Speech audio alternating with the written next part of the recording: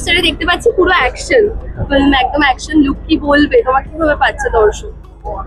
লোকে আমাকে action hero হিসেবেই পাবে এখানে। আর আমি যেটা করতে চেয়েছিলাম, সবসময় আমি অ্যাকশন করতে চেয়েছিলাম, যেহেতু আমি ছোট থেকে মার্শাল আর্ট করি, আমি আবার বলছি, সেই জন্য আমার সবসময় অনস্ক্রিন অ্যাকশন করার খুব ইচ্ছে ছিল।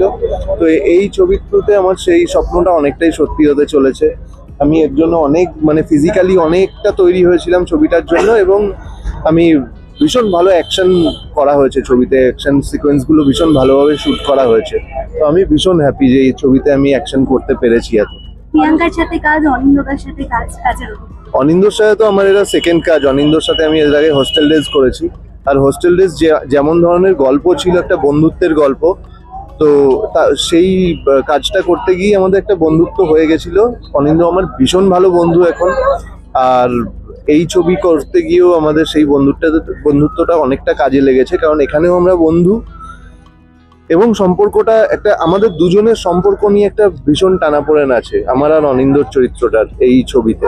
তো আমরা ভীষণ ভালোভাবে আমাদের বন্ধুত্বটাকে এই ছবির ক্যারেক্টারাইজেশনের সময় কাজে লাগিয়েছি।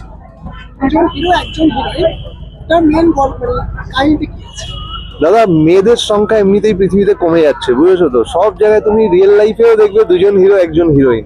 তুমি জিজ্ঞেস করো ওদেরই কি, দুজন তিনজন করে সবার আছে দেখো বয়ফ্রেন্ড, কিন্তু ছেলেদের গার্লফ্রেন্ড জোটে না, বুঝেছো তো? ছবিতে ওটাই দেখানো হয়েছে, দুজন হিরো একজন হিরোইন। তো আউট অ্যান্ড আউট এটা কমার্শিয়াল অ্যাকশন ছবি, কিন্তু ত্রিকোণ প্রেমের গল্প একটা দেখানো হয়েছে, কিন্তু সেটা সচরাচর যেভাবে আমরা বাংলা ছবিতে দেখতে পাই সেরকম ভাবে দেখানো হয়নি। এটা মেনলি ফোকাস করা হয়েছে অ্যাকশনের ওপর এবং বন্ধুত্বের ওপর। ঝাড়খণ্ড ভীষণ সুন্দর জায়গা, এবং তো আমাদের ছবিটা দেখলেই বুঝতে পারবে ব্রহ্মার্জুনে এত সুন্দর সুন্দর সুন্দর জায়গায় শুট করা হয়েছে। ছবি এত সুন্দর সুন্দর ফ্রেম পেয়েছে ওখানে, ও সুন্দরভাবে ক্যাচ করেছে ওগুলোকে। ঝর্ণা আছে, পাহাড় আছে, জঙ্গল আছে, অদ্ভুত একটা সুন্দর জায়গা। তো বেশিরভাগটাই ঝাড়খণ্ডে শুট করা হয়েছে, যেহেতু ছবির ফ্রেমগুলো খুব সুন্দর হয়েছে। দর্শকদের বলবো সিনেমা হলে গিয়ে আপনারা ব্রহ্মার্জুন দেখুন। মে মাসে রিলিজ করছে ব্রহ্মার্জুন। একটা খাটাখাটনি করে খুব সুন্দর ছবি বানানো হয়েছে, অ্যাকশন প্যাক কমার্শিয়াল ছবি, আপনাদের সবার খুব ভালো লাগবে। ডাবিং করেছি, hoping that Souvik has done a good job. আর তার সাথে আমার বন্ধু রোহন, কো অ্যাক্টরও, কলিগও, এবং ওর সাথে সেকেন্ড টাইম এমনি কাজ করছি আমি। সো প্রিয়াঙ্কাও রয়েছে এটাতে। So hoping for the best. অনিন্দ্যর নিজের পোস্টারটা দেখে কি ভালো লাগছে? আমার নিজে যেই পোস্টারে, unless it's an out of the world poster এরকম কিছু হয়েছে, তাছাড়া নিজে থাকলে স্বাভাবিকভাবেই একটু বেশি বোরিং লাগে। নিজেকে কত দেখবো সারাক্ষণ, ইট ইজ এ প্রফেশন। যখন সারাক্ষণ আয়নাতে নিজেকে দেখা, চুল ঠিক করবো, এই করবো, এই করবো, ব্যায়াম করবো, তারপরে আবার নিজেকে দেখা, নিজের অবজেক্টিভিটিটা না চলে যায়, তো becomes boring after certain time. যদি তোমার ভালো লাগছে পোস্টারটা, তাহলে ব্যাস ইট ওয়ার্কস ফর মি।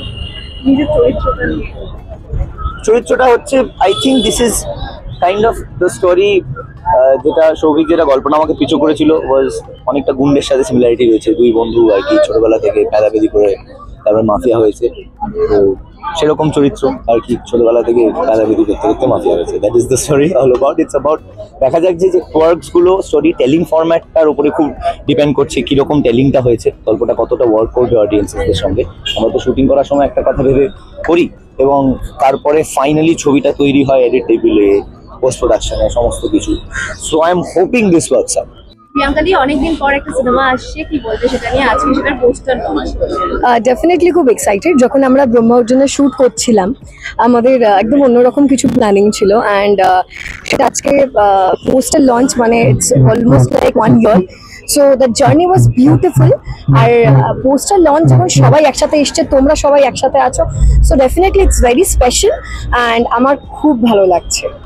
আর আজকের এই লুকটার পিছনে যদি একটু বলো, আজকে কি স্পেশালি পোস্টার লঞ্চের জন্য এরকম সাজা হয়েছে? ইয়েস, আমি একটু শাড়ি প্রেফার করি যখন কোথাও যাই, মানে most of the places I prefer sari, কিন্তু এখানে যখন একটা ব্ল্যাক শাড়ি আমি প্ল্যান করি, আমার পুরো টিম আমাকে এটা সাজতে সাহায্য করে, লাইক দিব্যা, আমাদের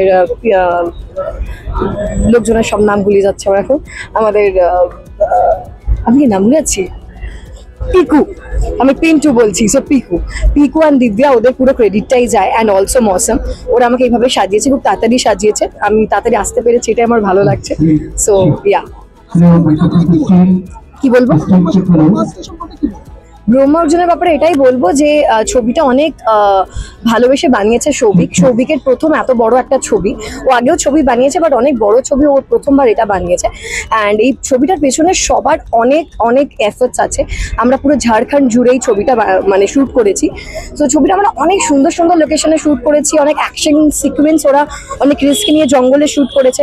সো অনেক সবার এফর্টস আছে এই ছবিটার মধ্যে। আমার তো প্রথম মানে এত বড় স্কেলের ছবি বানানো, হ্যাঁ পোস্টার প্রথম পদক্ষেপ ছবিটার।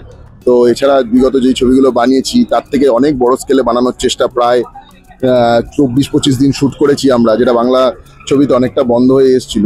তা করতে করতে এখন তো সেই সময় দাঁড়াচ্ছে, আস্তে আস্তে দেখা যাক ছবি কি হয়। চরিত্রটা নিয়ে যদি একটু বলো। চরিত্রটা এখানে রোহান এবং অনিন্দ দুজনের গল্প, যেখানে রোহান করেছে ব্রহ্মার চরিত্র, অনিন্দ করেছে অর্জুনের চরিত্র। তাদের দুজনের সাম্রাজ্য গড়া, সাম্রাজ্য টিকিয়ে রাখা এবং রাজত্ব তৈরি করার গল্প।